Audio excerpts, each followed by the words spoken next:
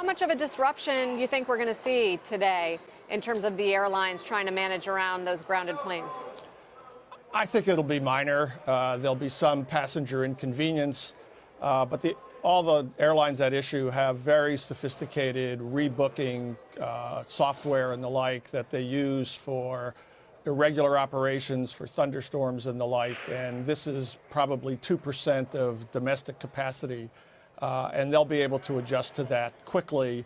And I would think after a few days, it'll effectively be a non-event from the customer perspective.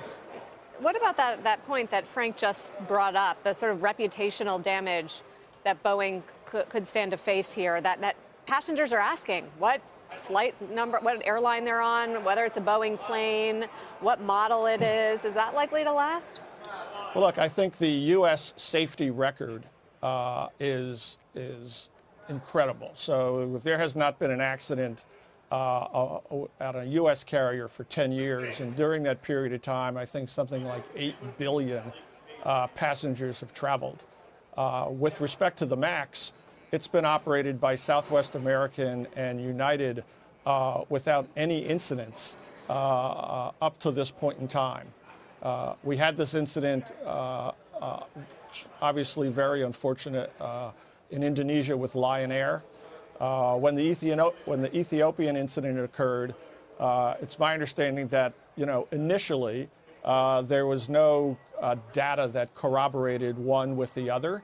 But as some additional data emerged that suggested there may be a linkage, at that point, I think everyone did the prudent step, grounded the airplane. And I think as new data emerges, we'll be able to ascertain what the cause of that is and look to put in a remedy. Doug, do you think, do orders, appetite for new deliveries, is there the potential for that to get impacted by what's discovered over the coming weeks and months in Renton?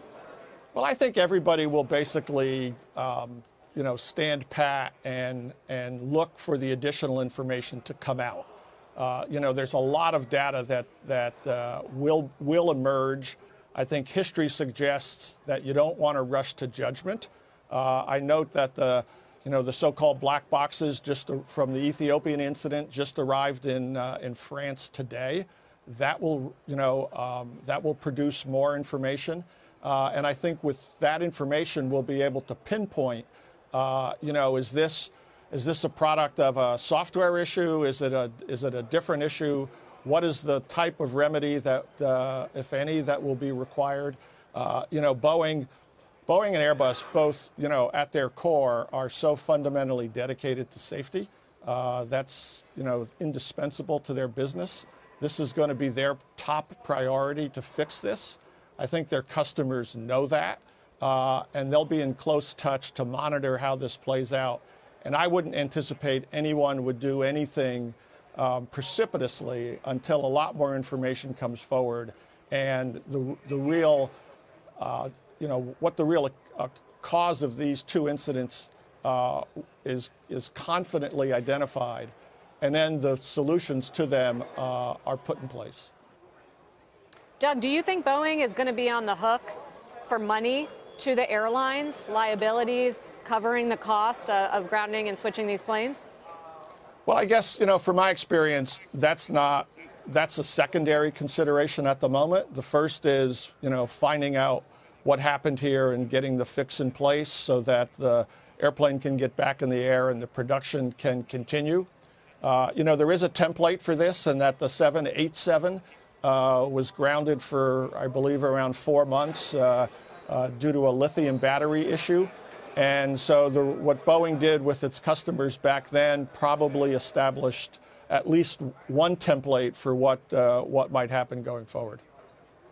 Finally, Doug, there's been this interesting debate in the wake of all of this about, pilots like to use the term pushing the envelope, and people are wondering, even the president, wondering whether we're pushing the envelope in the amount of technology that's shoved into the cockpit versus the pilot's ability to feel the aircraft, as the president said. What do you think of that?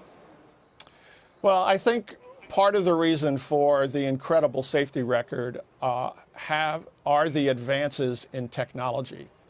If you go back over 20 years and look at causes of accidents, my guess is that the largest, the cause that you would identify as the biggest is pilot error or human error. And not to be critical, but I just think that goes towards, the complexity of trying to, fly one of these airplanes where there is less technology.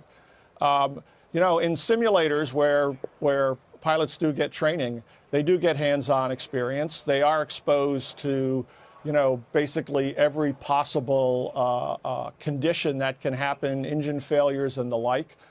So it's not that they're without that training. And I think the technology that's been introduced into the airplane, all in all, is a plus. And I think it would be an extraordinary mistake to think that we need to turn the clock back.